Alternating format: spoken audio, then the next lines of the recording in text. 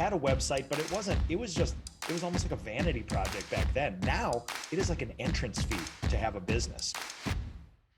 Good. Hey, I wanted to let you know that the Google guarantee, the Google ads, man, I'm getting 12 to 16 calls a week. My goal is at least do 10 to 15 more years, grow it up, sell it for 40, 50 million, maybe more.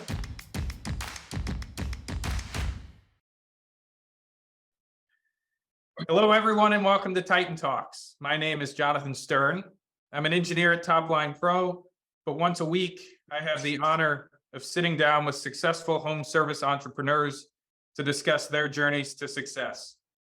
Today is July 25th, 2023, and my guest is Aaron Allred. Aaron is the owner and operator of Hollywood Detail, an auto detailing service in Northport, Alabama, just outside of Tuscaloosa. The company has more than 5,000 Facebook followers and is one of the most successful companies in the history of Topline Pro. Aaron, we've been wanting to get you on the show for a while and are so excited finally to have you. Thanks so much and welcome to the show. Appreciate it, buddy. Would love to start with hearing how you got started in auto detailing. Maybe you could offer an origin story. Yeah, there's really nothing extravagant other than I was working at the fire department, and it's kind of like an ongoing joke that on the weekends, everybody, like all the firefighters, clean their vehicles. And so it got to the point where like a couple of friends were like, "Hey, you should drive my vehicle to work and detail it this weekend." And you know, I did it a couple times, I guess. And then when my mom got sick with cancer, she racked up some medical bills, and so I just kind of started detailing on the side just to like help her with medical expenses and stuff like that. And then it was like, it just snowballed. You know, it got to the point where I was doing like 2 on the weekend, and then I would do those 2, and then 4 would come back. And then it got to the point where like every day that I was off from the fire department, I was just booked up with details. And it was a blessing because it allowed me to help my mom pay all of her medical bills off. And then it just kind of like blew up. And Aaron, how long ago was this? So she got diagnosed in 2018. Okay, so this is 4 or 5 years old for you. Well, it's longer than that. 2016. I think it was Okay. 2016. Yeah. Tell me about the early days. What did you do to get the business off the ground? It sounds like you had a steep climb, but would love to hear how you Well, got to be where you are. I started off really slow. And I mean, like, I started off like most auto detailers do start off, you know, like in a garage or outside your house with like basic tools, you know. I didn't want to like invest a whole bunch of money because I didn't plan on doing it long term. I just was like, okay, make a couple dollars here and there, help my mom out, and then we'll be good. And then it got to the point where, you know, it was like the next time you looked up, it was a year later, and now I'm doing, you know, 1,000 cars. Like it was ridiculous. It was like every time I was off work, I was washing cars. 1,000 cars in the year. Is that what you were doing all of a sudden? I mean, I'm just throwing that number out, but it was one of those things where like I was like, okay, I'll do 1 or 2 on the weekend. And we're talking about like, you know, back then, if I did a SUV inside and out for like $100, I was like, man, I'm doing it. You know, like this is it. Now, it sounds like in the early days, you went to the customer. You were a mobile detailer. When did you make the So, switch to having this brick and mortar shop? so actually what happened was I did all of it at my house. I made everybody drop off with me, and I would clean it at my house, and then they would just come pick it up. And I did that. And then when I built a house in 2018. When I built my house, I built a shop with it. And it was like a climate controlled, drain in the floor. We could wash inside, and like everything was done at my house. Now, where we made the change was when COVID came, everything started like dropping off. And I mean, it happened like overnight. When COVID came, everybody was scared to leave the house. They were scared to do anything. And I'm like, okay, so do we just sit here and go bankrupt, or like what can we do to adjust? And so I was in the process of building a race car, and I ended up starting to part it out so I could go buy like a trailer and everything to where I could go mobile. because I'm like, hell, if people are scared to leave their house, we'll come to you.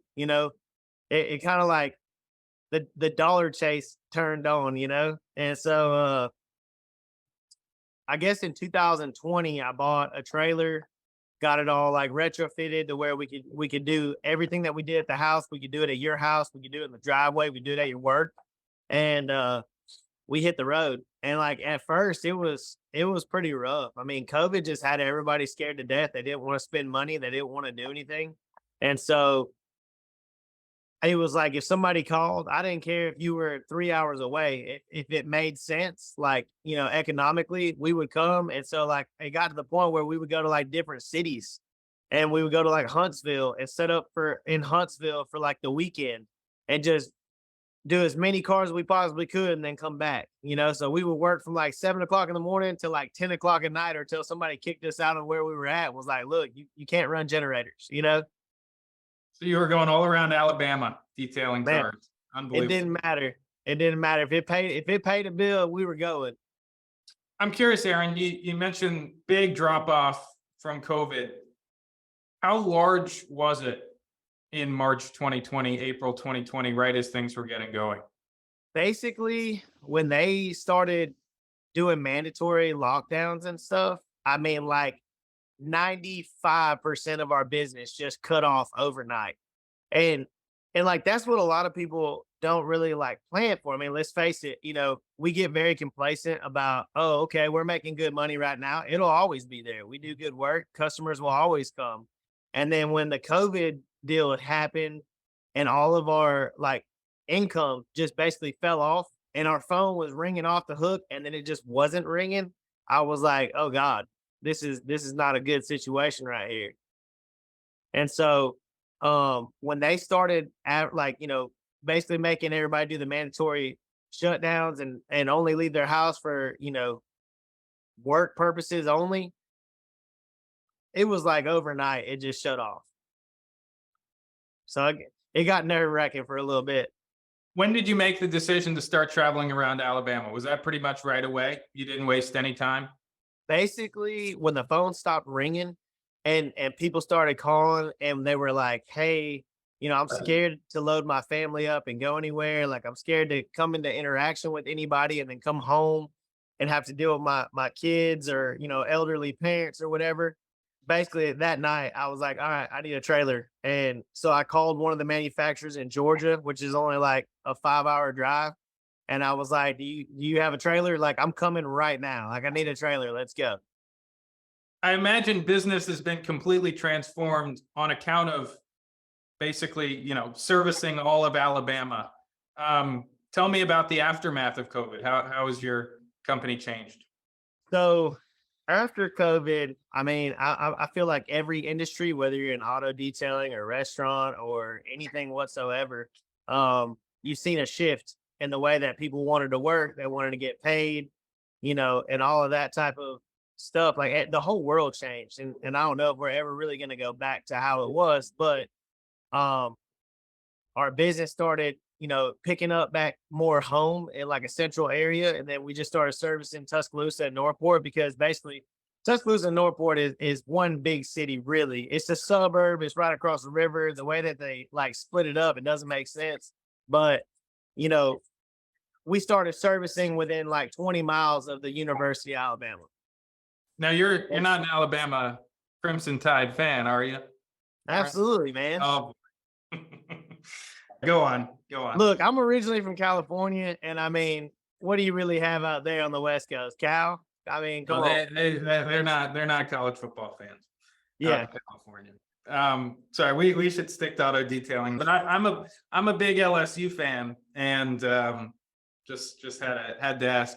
So that's where the Hollywood Detail name comes from, though, is California. Is that right? Yeah, it's from California. So how I got, like, why I even started this name is when I was at the fire department, obviously I came here from California.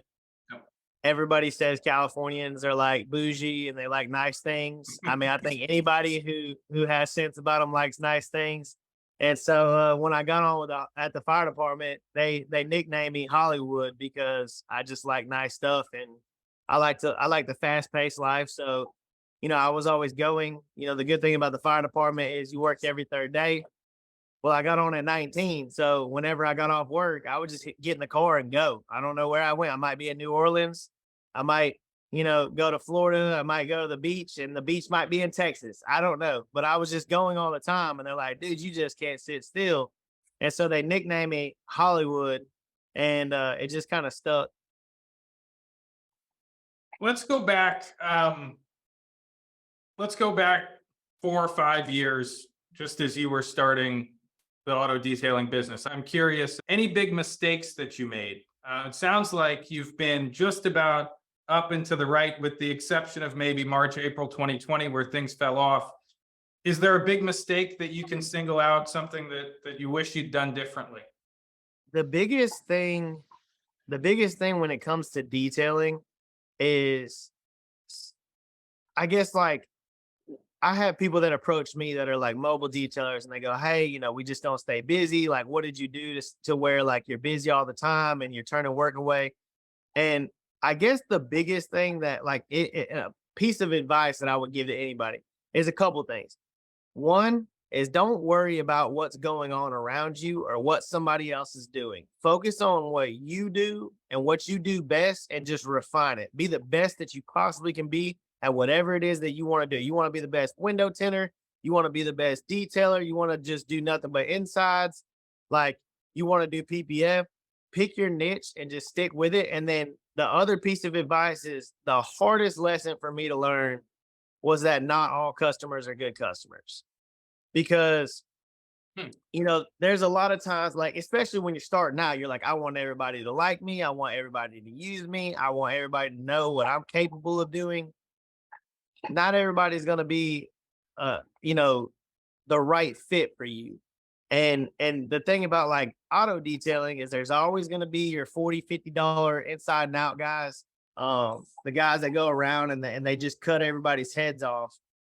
The thing about it is like, okay, if there's an abundance of 40 or 50, dollar detail guys around you, you have to just focus on you and be the best and show why you are better or why your services cost more. Because there's a lot of people that try to compete with each other. And the only thing that happens is we keep going down the ladder. And so like when I came here, I kept going up on prices. And yes, my amount of jobs dropped. But then when somebody else goes and pays $40-$50 for a detail and they're dissatisfied, they got to have somebody to go to that will make them satisfied. And if everybody across the board is a $40-$50 guy, what are you really working for? When did you decide or realize that every customer wasn't to you? Was there one example, one big moment where that clicked? There wasn't like a big bang moment, I guess, but there was like, it's one of those things where like, why you ask people like, why do they detail? What is it about auto detailing that they like? And let's face it, this is a very redundant job. It's pretty much the same thing, just a little bit different. The only thing that's great about it is it's different cars, different peoples, different interactions, different things that you find in and on vehicles. But when it seems like in any business growth, you're going to have bad experiences. And it could just be a bad vehicle that you underpriced and it ate your lunch and you ended up spending days on it just to make $100 or really lose, or it's an experience with somebody who you went above and beyond. You priced it at $150 and you feel like, hey, I'm gonna go the extra mile because they know somebody that knows somebody that can set me up for success, and they're just not happy. And the biggest thing is like, what you learn over time and things that they don't teach you is how to read the customer before you ever deal with them. If somebody walks in, you can tell 9 times out of 10 if they're already unhappy. If they just woke up and they're miserable in their own shoes, Yep. you're not going to make them happy. And it's nothing that has anything to do with you. It's just literally the person that they are. And like the person that I am, I don't try to allow anybody to really affect my mood or what I got going on for me. So like if you're upset, I'm going to be like, hey, I hope you have a better day, But there's been a couple occasions where like you just get those miserable people and, they leave and they just like have a funk over you. And you're like, man, why do I even do this stuff? Like I'm literally paying insurance. I'm paying for a building. I'm paying for employees and I'm trying to bring a good service. And then when somebody's dissatisfied, you're like, why do I do this? Like, this is ridiculous, you know, especially when I was at my other building. I mean, our expenses with payroll and building and insurance was like $8,500 a month. That's a big bottom line to reach every month just to hit ground zero. So when you have somebody that's like dissatisfied or whatever, you know, luckily in our business, we kind of have the opportunity of like we're not doing like a breast augmentation or something that like really messes people up. Like if there's a smudge on a window that we missed, we have two options. You can either bless me with the opportunity to fix it and correct our mistakes because there's a lot of moving parts, or I can just refund you your money and we just go on about our separate ways. Either way, it's better than when you brought it to us, you know? So when people really get bent out of shape and they want to like cuss and yell and get mad and just act ridiculous, most of the time I'm gonna laugh because I'm like, wow, this really affected your day in a major way. Like, do you need a hug? You know, like you need a hug. Did somebody like hurt your feelings this morning? Did you lose a argument with your wife last night? You know, like don't deflect on me. Like, let me help you out. Aaron, I want to talk about business today. Tell me how is it going? How many employees working with you? How many jobs on the schedule? So, how many jobs on the schedule? I don't know. Too We many have to- five. We have 5 appointments just today. One of them Wow. is a ceramic coat. We have 4. You're going to hit detail- 1,000. You're getting that number you mentioned earlier. You're going to hit 1,000 easily if you're doing 5 a day. Oh yeah. Like it gets crazy. And then this year there's been a lot of weekends that we work. I mean, 7 days a week, just trying to keep up with a schedule.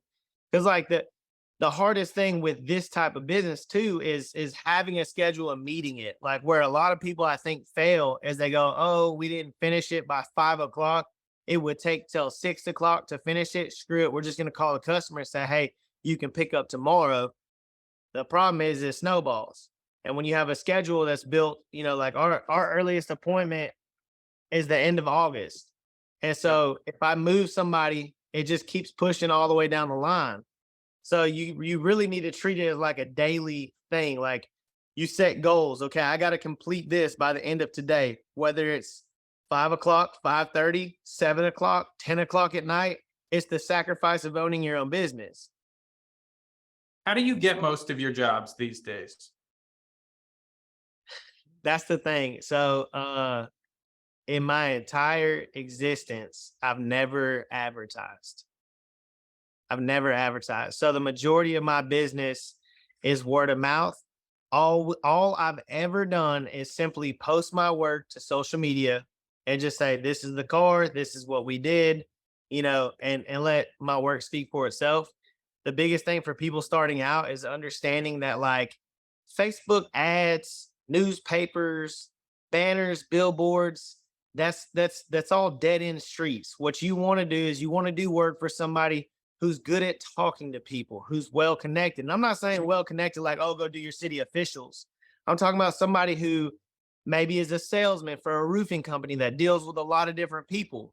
And that way, what I call them little foot soldiers. All right. So like I do somebody's detail, and then while they're at church or they're at brunch or they're at their family member's house and somebody says, hey, you know, I need to get my car cleaned, they're the ones that advocate for me. They're the ones that drum up the business. They'll answer questions. They'll get my contact out. That's going to bring you way more work than sinking money into, you know, online advertisements or like clickbait or anything like that, just to get somebody to try to come to your line of work. Tell me about your online presence. I took a look and the website's done very well for you. When did you decide to get it? And what was behind that decision? I had a website before because what you find out, like, so all of the younger generation deals with nothing but social media. You know, that's how they source a lot of this stuff. Google and source social media is all they look for. Well, when you start changing your clientele from the $40, $50 guys that are just on their phone scrolling through and they're like, oh, $50 detail ad on marketplace or something like that, and you start dealing with like higher end clients, people who run businesses, business owners, um, a lot of the jobs that have a lot more money, they're looking for an online reputable, good clean business or like online presence as far as like a website, something that they can go have information, a backstory to get to know you. It's one of those things where like if you go on marketplace and you find a guy and you're like, oh, there's a thing I want to buy, it's $10,000, and you go and he's got one picture and he just looks like kind of sketchy. You're like, well, I don't know if I really want to spend $10,000 with this guy. But if you have something that has like a good presence that kind of gives you a backstory, it has recommendations, it has prices, it has a lot of information, people are more willing to spend money with you as opposed to a complete stranger. What is your goal? Let's fast forward 3 years, 5 years, 10 years. Where do you want to be, Aaron? I mean, honestly, I think about this all the time because everything's always changing. As you get older, you realize you can't do stuff like you once could, or you can't work as long as you once could. I think what I would really like to do is get a good team in here that can run it and then maybe go off and teach this stuff, or like teach younger kids like how to start up. Because like a lot of people, if they don't have like, daddy's money or a loan to go get a bunch of tools, the biggest thing with like auto detailing is everybody tells you, you gotta have all this expensive stuff. You have to have a heat extractor. You can only have a Rupes, however you want to pronounce it, buffer, because it's the best of the best and all this stuff. And you got to have 900 different cleaners because you never know what you're going to experience. It's all BS. I mean, there's you can keep it very simple. I've never had any type of loan. I've never borrowed money for this business. I've literally done everything out of pocket, and I've grown it over time by just reinvesting.